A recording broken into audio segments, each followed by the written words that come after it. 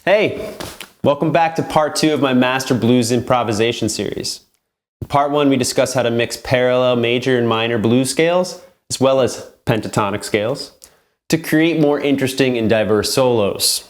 Today, we're diving deeper into those blues scales. Specifically, we'll be creating a hybrid blues scale that combines notes from both the minor and major or happy blues scales. Then, we'll add a little spice by incorporating notes from the Mixolydian scale into this hybrid scale.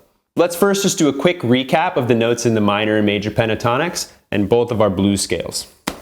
So, A minor pentatonic, we got A, C, D, E, G. A, C, D, E, G, A. So, A, C, D, E, and G. The blues scale, we're going to add the note D sharp, that's our blue note, to that minor pentatonic. So we got A, C, D, D sharp, there it is. E, G, A, C, D, D sharp, E, G, A, and C. So A, C, D, D sharp, E, and G. A major pentatonic, we got A, B, C sharp, E, F sharp. And then the next octave, A, B, C sharp, E, F sharp, A. So A, B, C sharp, E, F sharp. For the happy blues scale or the major blues scale, we're going to add the note C natural. And this note comes from the blues scale that's the relative minor to A. So it comes from the F sharp minor blues scale. We went over all of this in part 1, so check it out. Here are the notes. A, B, C natural, there's that blue note, C sharp, E, F sharp, A, B, C natural, C sharp, E, F sharp, A. So those notes were A, B, C natural, C sharp, E, F sharp. Now, what notes do those scales all share? You'll notice A and E appear in all of them, and all but the major pentatonic have the note C. So let's list all the notes from these scales in order.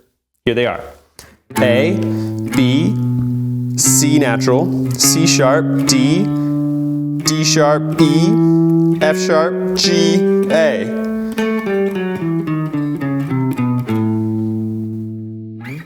If we remove the notes C and D sharp, we're left with the notes A, B, C sharp, D, E, F sharp, G, which make up the A Mixolydian scale.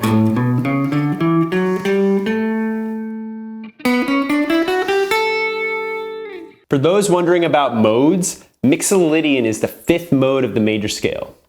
If you'd like a video that goes into detail on modes, drop a comment below. I'll be happy to make that for y'all. For today, all you need to know is that the Mixolydian scale is super useful for soloing over a blues. This is because of the prevalence of dominant 7 chords in a blues. If you're ever faced with a dominant 7 chord, you can use the corresponding Mixolydian scale to that 7 chord. So if you have an A7, you could play A Mixolydian. If you have D7, you could play D Mixolydian. Okay, you could use that to improvise. So in a blues, you think about your 1, 4, and 5 chord. If you're in the key of A, you have A7, D7, E7. You could put Mixolydian scale on each one of those chords. And that would work for a nice solo. Well, I'm not going to cover that in depth today. It's worth mentioning for those who may be familiar already with the Mixolydian mode.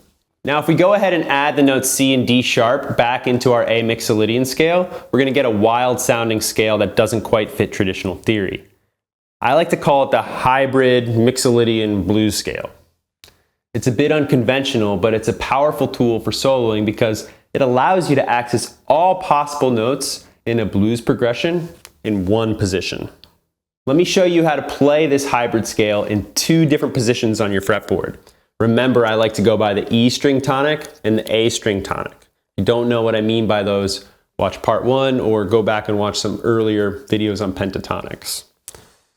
So for the E string tonic, I'm going to do this off of tonic of A. So we're going to do the A Hybrid Mixolydian Blues Scale. So I'm going to go to the 5th fret on my E string. That note's A. I'm going to start there. And I got A, B, C natural, C sharp, D, D sharp, E, F sharp, G, A. B, C, C sharp, D, D sharp, E, F sharp, G, A. And then I'm going to go backwards.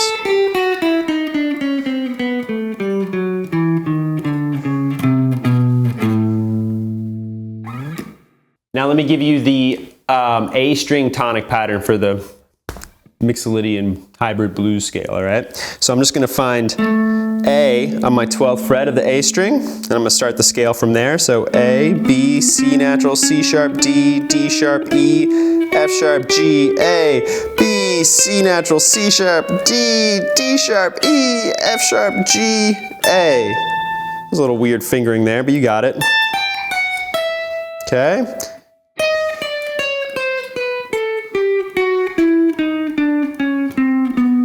And then you can continue down to the E string if you want.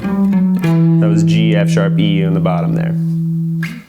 So when you're soloing with the scale, it's very important to listen to how each note sounds over specific chords in the progression.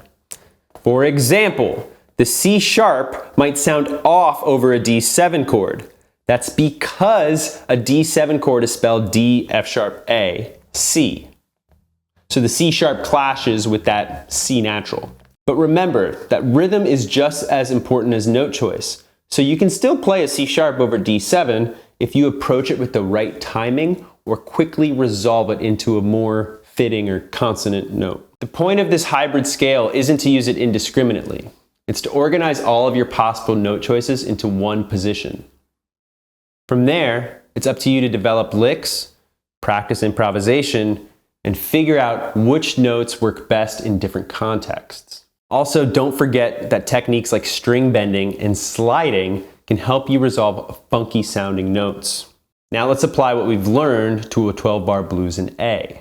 Here's a breakdown of the note and scale options for each section in a 12-bar blues. So in measures 1 through 4, you're gonna have the 1 chord. So from the key of A, be A7. The second bar, sometimes we sub in a D7, which is the 4 chord, but let's just treat it all as A7 for the first 4 bars, okay? So an A7 chord is spelled A, C sharp, E, G. Okay, so you could arpeggiate those notes and you'd make a really nice solo. But you can also use the following scales: the A blues, the A minor pentatonic, the A happy blues, the A major pentatonic, or the A Mixolydian scale. You've got a lot of options here. So experiment with different sounds and see what resonates with you. Let me show you a cool lick that combines some notes from the minor and major pentatonic scales. I like to call it the happy blues lick. Okay, so what we're gonna do is we're gonna start on an A minor pentatonic. We're just gonna start going up. And I'm gonna stop here on C natural on the 5th fret of my G string, okay? Then what I'm gonna do is I'm gonna borrow the C sharp from the major pentatonic. Okay? So I'm in an A minor pentatonic position, but I'm stealing notes from the major pentatonic. In context with other licks, it might sound something like this.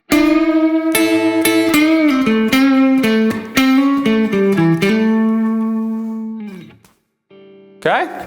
So for measures 5 to 6 in the 12-bar progression, we'd have a D7 chord, our 4 chord. And the notes that make up a D7 chord are D, F sharp, A, C. So you could arpeggiate those notes and your solo would sound cool. But if you want some more choices, you could try using the A minor pentatonic scale, the A blues scale. You could also use D Mixolydian, D major pentatonic, or D happy blues. Let's take a closer look at the D major pentatonic. The notes in the scale are D, E, F sharp, A, B. To quickly access the scale, I actually find it easier to think about it as its relative minor, which would be B minor pentatonic. So I'm going to show you how to find any relative minor from a major pentatonic starting note, okay? So if I find D from my D major pentatonic, 10th fret, and I go down 3 frets to the 7th fret, I land on the note B. That's my relative minor, okay? So B minor and D major have the same set of notes. And that rule, that 3 fret rule, works in any key, okay? So if I'm on A, down 3 frets, I got F sharp minor pentatonic. So now, you could play B minor pentatonic over this D7 chord, and you're gonna have the same notes as D major pentatonic. It's really easy to get there if you're coming from A blues. Here I am on the 5th fret, I'm just gonna now slide up 2 frets to the 7th fret, now I'm on B, and I got B minor pentatonic. So if I play D7,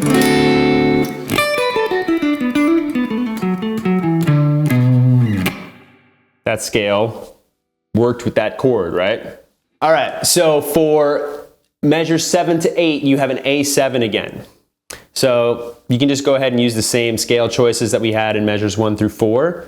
That would be A blues, A minor pentatonic, A major pentatonic, A blues, or A happy blues, and the A Mixolydian scale. Measure 9, we get our first occurrence of the 5 chord, which is E7. So notes in an E7 chord are E, G sharp, B, D.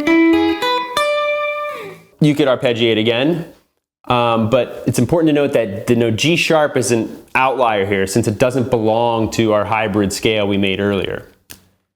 But you can still use it when soloing. Just be careful with how you approach it and how you resolve it, okay?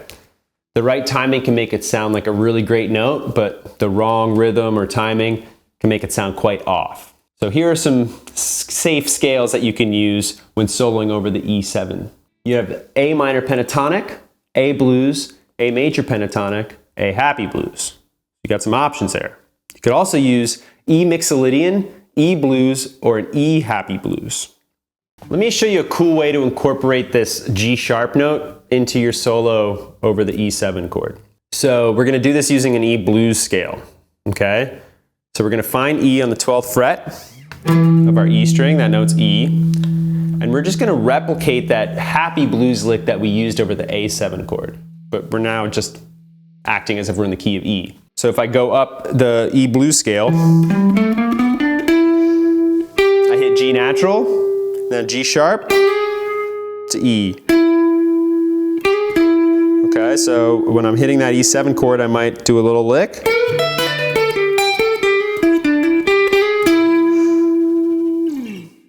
All right, so all I did was I put that happy blues lick in the middle of some other licks and tricks and techniques, right? So you can try your own thing with that. So measures 10 through 12, we actually repeat chords we've already seen, right? Measure 10 is typically the 4 chord, D7. Measure 11 is A7, and measure 12 is the 5 chord again, E7. You can use the same scale choices we discussed earlier. So a nice way to wrap up a solo is to actually use what we call a blues turnaround. All right, so I'm not going to show you in detail how to do a turnaround today, but if you want a video on blues turnarounds, again, I'd love to make one, so let me know in the comments. So that's all we got for today. My advice when practicing this is always go slow and make sure you are actively listening and being honest with yourself. Mastering and combining different scales can be very challenging, okay? So be patient with yourself. If you're feeling overwhelmed, it's always a good idea to go back to basics, as it's likely that we're not fully memorizing the scales yet or fully grasping where they are on the fretboard. So you want to review that enough so that you can just recall the scales immediately, all right? Now, to help you with this, I'm going to be making a couple more videos in this series, okay? I have 2 blues solos that I have composed that I'm going to record for you. I will also make videos that analyze the theory and break down exactly which scales and notes I'm using in those solos. So look out for those in the next week or 2. Shouldn't take me too long. Until then, give me a like or subscribe and have fun practicing. Music should be a joy. All right, much love, y'all. Peace.